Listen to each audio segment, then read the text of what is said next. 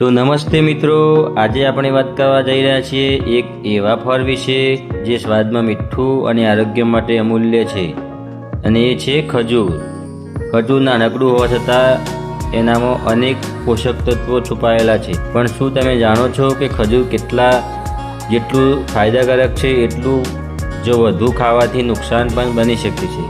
તો ચાલો જાણીએ આજનો વિડીયોમાં ખજૂર ખાવાના ફાયદા અને નુકસાન. ખજૂર એક પ્રકારનું સૂકું ફળ છે જે ડેટ પામ નામના ઝાડ પરથી મળે છે. તેમાં naturally sugar, vitamin, iron, fibre અને એનર્જી ભરપૂર માત્રામાં હોય છે. તે ખાસ કરીને મધ્ય પૂર્વ દેશોમાં ઉગાડવામાં આવે છે, પરંતુ આજે આખી દુનિયામાં ખજૂર ખૂબ લોકપ્રિય છે. ખજૂર ખાવાના ફાયદા બીજા. બરાબર, ખજૂર ખાવાના ફાયદામાં તાત્કાલિક ઉર્જા આપે. પહેલી તો ખજૂરમાં નેચરલ ગ્લુકોઝ અને ફ્રેક્ટોસ હોય છે જે શરીરને તરત જ એનર્જી આપે છે. જે લોકો જીમ કરે કે ફિઝિકલ કામ કરે તેમના માટે ખજૂર શ્રેષ્ઠ છે. લોહીની ઉણપ એટલે કે અનેમિયા હોય ને એને દૂર કરે. ખજૂર આયરનથી ભરપૂર હોય છે જે હિમોગ્લોબિન વધારવામાં મદદ કરે. ખાસ કરીને મહિલાઓ માટે ખૂબ જ ઉપયોગી છે. પછી પાચન શક્તિ વધારે જબરજસ્ત. ખજૂરમાં ફાઇબર હોય છે જેને કબજિયાત પણ દૂર કરે છે અને પાચન તંત્રને મજબૂત બનાવે છે. હાડકાં મજબૂત કરે. મિત્રો, ખજૂરમાં કેલ્શિયમ, મેગ્નેશિયમ અને ફોસ્ફરસ જેવા તત્વો હોય છે જે હાડકાંને મજબૂત રાખે છે. બરાબર ને? પાંચમું, હૃદય માટે જબરજસ્ત ફાયદાકારક છે.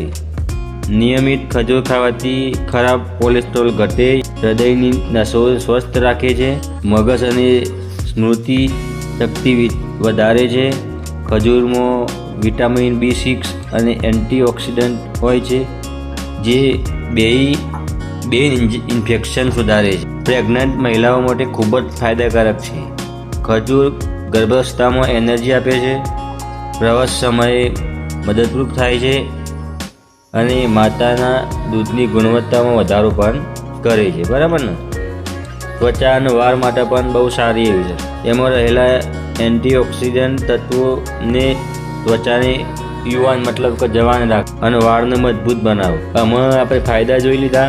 હવે આપણે જોઈએ તો ખજૂર ખાવાથી નુકસાન પણ શું. બરાબર, તો તમે ધ્યાનથી સાંભળો. વધારે ખાવાથી વજન વધી શકે. ખજૂર મીઠું અને કેલરીથી ભરપૂર હોવાથી વધારે ખાવાથી ચરબી વધી શકે છે. શરીર સુગર લેવલ વધારી શકે, મતલબ કે એનામાં નેચરલ સુગર હોય છે તો વધારે ખાવાથી આપણા શરીરનું સુગર લેવલ પણ વધી જાય.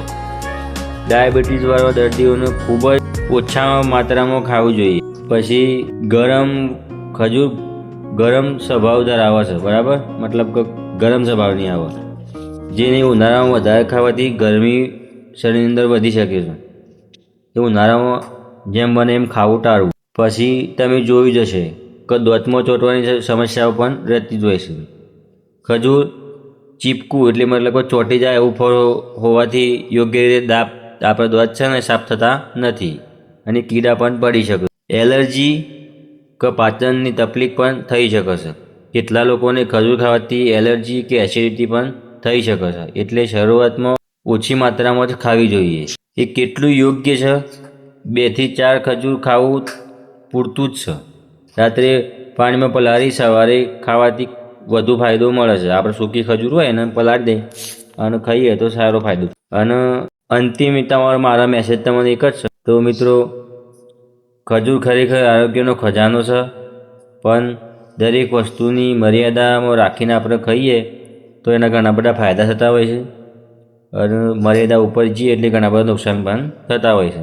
સાચી માત્રામાં ખજૂર ખાવાથી એનર્જી અને હેલ્થ અને આપણા મતલબ ચહેરાની ત્વચા શ્રેણીમાં સુધારો થાય છે.